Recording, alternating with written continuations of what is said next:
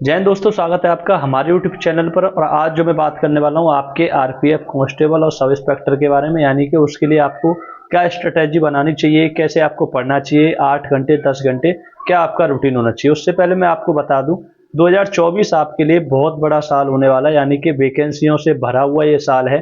Vacancy इतने आने वाली है, अगर एक वैकेंसी आपको चाहिए तो आप 2 3 4 पर भी सिलेक्शन यहाँ पर ले सकते हैं, क्योंकि बहुत सारी डिपार्टमेंट यहाँ पर वैकेंसी आने वाली हैं। आरपीएफ में आ चुकी हैं, एसएससी जीडी में आपकी अगस्त में आने वाली है, सीपीओ में भी आपकी आ चुकी हैं, री एग्जाम आपके पास यूपी पुलिस का है। यानी आपके पास बहुत अपॉर्चुनिटी है। आपको अगर सिलेक्शन लेना है तो आप इनमें से यहाँ पे सिलेक्शन ले सकते हो। ना लेने वालों के लिए मैं यहाँ पे बात नहीं कर रहा हूँ, यानी कि जो बहुत से भाई बहन हैं कहते हैं कि 10 वैकेंसी कैसे सिलेक्शन होगा, हम यहाँ पे फॉर्म फिल नहीं कर रहे हैं। आप ऐसे ही अगर सोचोगे और भी आगे कोई ऐसे सोचोगे जो 10 वैकेंसी है वो भी यहाँ पे भरी जाती है, उनके लिए भी फॉर्म फिल होते हैं और उन पर भी हमारे भाई बहनों का सिलेक्शन होता है। तो आप जितनी वैकेंसी निकलती हैं आपके क्वालिफिकेशन के हिसाब से आपको वहाँ पे फिल करनी चाहिए, वो 10th पास हो, 12th पास हो, ग्रेजुएशन हो, पोस्ट ग्रेजुएशन हो। तो उससे पहले मैं बात करूँ आपके लिए कि आपके पास इतना टाइम है यहाँ पे, तो आप अच्छे से अगर तैयारी करो, 3 महीने की रणनीति मैं आपको बता रहा हूँ, अगर आप अच्छे से तैयारी करोगे तो आप आराम से सिलेक्शन ले जाओगे।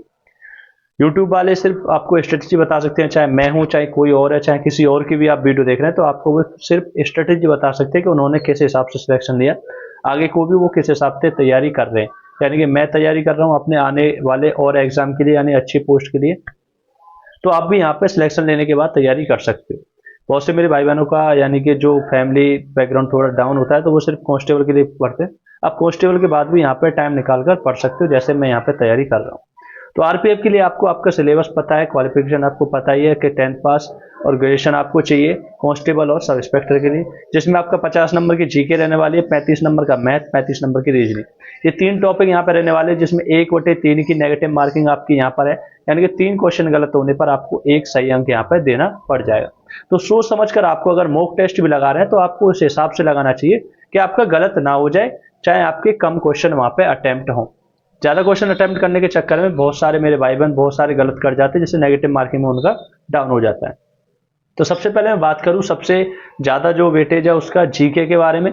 जीके के लिए आपको क्या करना है, एक प्रीवियस ईयर के क्वेश्चन लेने, यानी कि हर एग्जाम में सबसे ज्यादा जो फायदा होता है वो प्रीवियस ईयर से होता है, यानी कि पीवाईक्यू आपको वहां पे लगाने, प्रीवियस ईयर क्वेश्चन आपको वहां पे लगाने, चाहे आपका पैटर्न चेंज हो चाहे कुछ भी, प्रीवियस ईयर क्वेश्चन से आपको बहुत बेनिफिट मिलता है। यानी 70% तक आप प्रीवियस ईयर से कवर कर सकते हो अगर आप अच्छे से प्रीवियस ईयर को वहां पर पढ़ते हो। तो आपको जीके के लिए क्या करना है, स्टैटिक जीके हो गई आपकी, हिस्ट्री पॉलिटी, ये जो नॉर्मल जीके आपकी है उसके लिए आपको क्या करना है, खान सर के निर्देशन में वो बनी हुई बुक है, यानी कि किरण पब्लिकेशन की बुक है, रेलवे संग्रह यानी रेलवे जीके के नाम से आती है, वो आपको वहां पे ले लिए।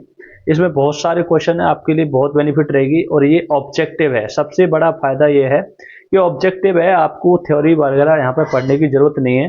अगर आपको थ्योरी पढ़नी तो इसके पीछे थ्योरी वाइज भी यहाँ पे समझाया गया, यानी ऑब्जेक्टिव का जो आंसर दिया पीछे की साइड में उसमें थ्योरी के हिसाब से यहाँ पे समझाया गया, तो वहां पे देख सकते हो, बहुत अच्छी बुक है।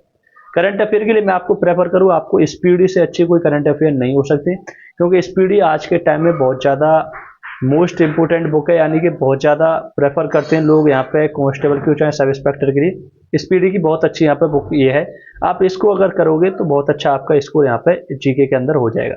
50 में से जीके के अंदर आपका 35 भी स्कोर होता है तो आपका बेस्ट स्कोर यहाँ पर है, क्योंकि 35 स्कोर करना 50 में भी बहुत कठिन यहाँ पे हो जाता है। आई होप आप अच्छे समझ गए होंगे। आपको 3 घंटे कम से कम जीके को देने पड़ेंगे, 2 घंटे आप नॉर्मल जीके को दो, 1 घंटे आप करंट अफेयर्स को दो।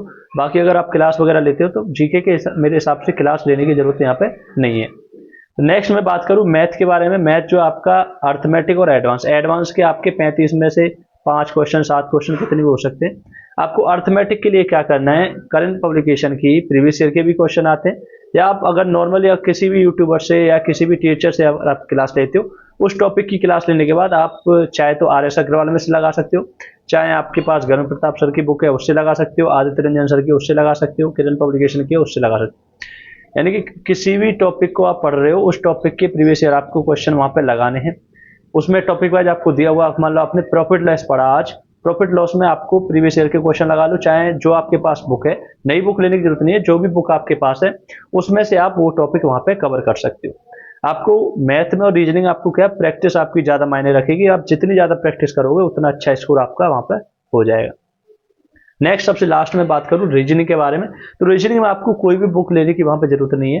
अगर आपके पास प्रीवियस ईयर की कोई है या आपके पास कोई बुक है, ज़्यादातर भाइयों के बहनों के पास बुक है, तो आप उसी बुक से टॉपिक, मान लो कोई टॉपिक आपको नहीं आता, वो टॉपिक आप करो। अगर आपके पास नहीं भी है तो कोई भी बात नहीं, आपको क्या करना है, आपके पास टेक्स्ट बुक का या किसी भी का भी पास है तो आप वहाँ से अगर आप लगाते हो, कोई भी क्वेश्चन पेपर लगाते हो, रीजनिंग का स्पेशल आकर लगाते हो, उसमें से आपको लगता है मेरा आज इसमें से गलत हो गया, इस टॉपिक में से मेरा क्वेश्चन गलत हो गया, मान लो ब्लड रिलेशन में से आपका क्वेश्चन गलत हो गया, तो आपको यूट्यूब पर जाना है और डालना है ब्लड रिलेशन और आरपीएफ कांस्टेबल, तो आपको वहाँ पे बहुत सारे टीचर आ जाएंगे, जिस टीचर का भी आपको बेस्ट लगता है वो आप वहाँ पे कवर कर सकते हो।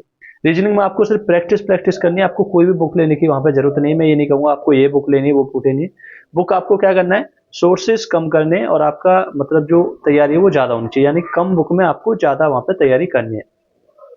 तो आई होप आप समझ गए होंगे अच्छे से कि मतलब आपको आरपीएफ के लिए क्या करना चाहिए क्या नहीं करना चाहिए। जितना आप प्रैक्टिस करोगे उतना आपको अच्छा रिजल्ट मिलेगा। वहाँ पे आपको कम से कम 10 घंटे तो पढ़ना ही, क्योंकि टाइम बहुत कम है हमारे पास और कंपटीशन बहुत ज़्यादा है। आई होप आप समझ रहे होंगे कि बहुत कम टाइम में कंपटीशन बहुत ज़्यादा है। आजकल हर घर में से बच्चा यहाँ पे पढ़ रहा है। ऑनलाइन माध्यम जब से आया तो ऑनलाइन माध्यम की वजह से यहाँ पे बहुत ज़्यादा जो नहीं पढ़ते थे वो भी यहाँ पे पढ़ रहे हैं, क्योंकि फीस बहुत कम है ऑनलाइन में और सिलेक्शन लेने के चांसेस ज़्यादा हैं, इसलिए कंपटीशन बढ़ गया। तो आपको तैयारी अपनी 10 घंटे कम से कम करनी पड़ेगी और 10 घंटे पर डे आपको वहाँ पे देने पड़ेंगे। आप संडे को रिवीजन कर सकते हो जो भी आपने 6 दिन के अंदर वहाँ पे पढ़ा है। हमारे चैनल को और भी जानकारी के आप अच्छे से सब्सक्राइब कर लेना। मैं आपको स्ट्रेटेजी वगैरह, आपकी जो जॉब आती है उनके बारे में आपको बताते रहता हूँ। आई होप आप अच्छे समझ गए होंगे। अगर अब भी किसी भी भाई बहन को डाउट है तो वो मेरे इंस्टाग्राम पर मुझे मैसेज कर सकता है या टेलीग्राम पर मैसेज कर सकता है, या आप मुझे यहाँ पे कमेंट बॉक्स में छोड़ सकते हैं, जिसका मैं आंसर आपको जरूर दूंगा। इंस्टाग्राम पे आप फॉलो जरूर कर लेना, टेलीग्राम पे फॉलो कर लेना, जिससे नई नई भर्ती के बारे में जो सरकारी रिजल्ट पर भी नहीं आती उसके बारे में वहाँ पे आपको जानकारी मिल जाती है। Thank you. जय हिंद, जय भारत।